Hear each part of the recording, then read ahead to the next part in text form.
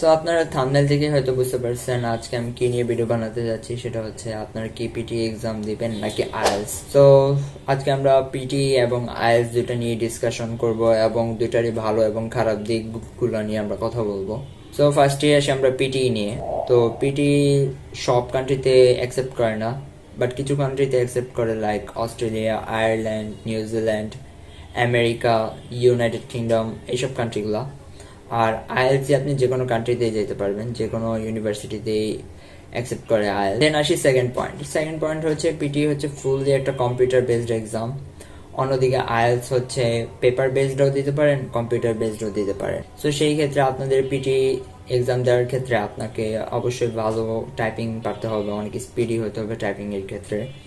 আর যদি আপনারা computer exam না দিতে চান তাহলে আমি বলবো IELTS is the best option for you.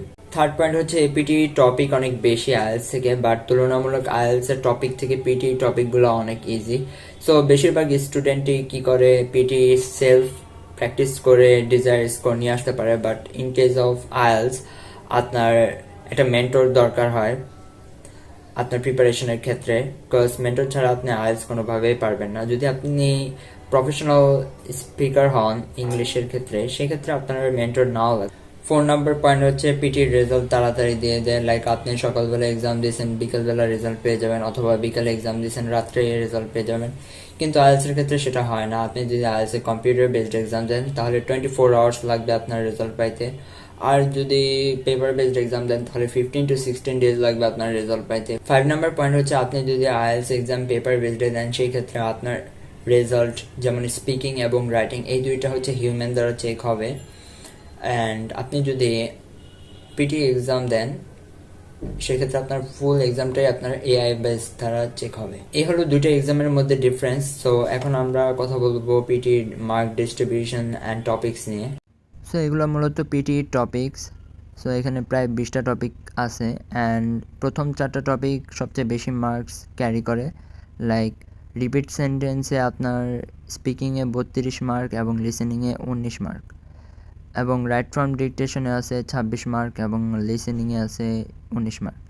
এরকম করে সবগুলাতে আর কি মার্ক থাকে, এবং প্রথম 4টাতে সবচেয়ে বেশি মার্ক থাকে। সো কোন টপিক কীভাবে মার্ক দেয়, ডিস্ট্রিবিউশন কেমন, এগুলো না হয় আরেকটা ভিডিওতে আমরা আলোচনা করব। আমি আর বেশি লেন্দি করতে চাচ্ছি না। সো এগুলো আপনি ক্রম থেকেও দেখতে পারেন বা গুগল থেকেও দেখতে পারেন, অথবা কোনো ইউটিউব চ্যানেলে ইউটিউব থেকে বিভিন্ন টপিকগুলো নিয়ে জানতে পারেন। আইএলটিএস এর মতো পিটির 4টা মডিউল থাকে, বাট অনেকগুলো টপিক থাকে সেই 4টা মডিউলের ভিতরে। টপিকস বেশি হলেও পিটির প্রিপারেশন 20 দিনের মধ্যে নেওয়া যায়, কিন্তু আইএলটিএস এর ক্ষেত্রে এটা একটু টাইম লাগে, মিনিমাম 1 থেকে 1.5 মান্থসের মতো লাগে আপনার প্রিপারেশন নিতে। So I think selecting PT is a good idea if you choose the country like Australia, America, New Zealand or Ireland. But অন্যান্য কান্ট্রিতে যদি, যেমন ফিনল্যান্ড, জার্মানি, ইটালি আর ইউরোপের যে কোনো কান্ট্রিতে যাইতে হলে আপনাকে আইএলটিএস দিতেই হবে। সেক্ষেত্রে আর পিটি অ্যাকসেপ্ট নাও করতে পারে ওরা।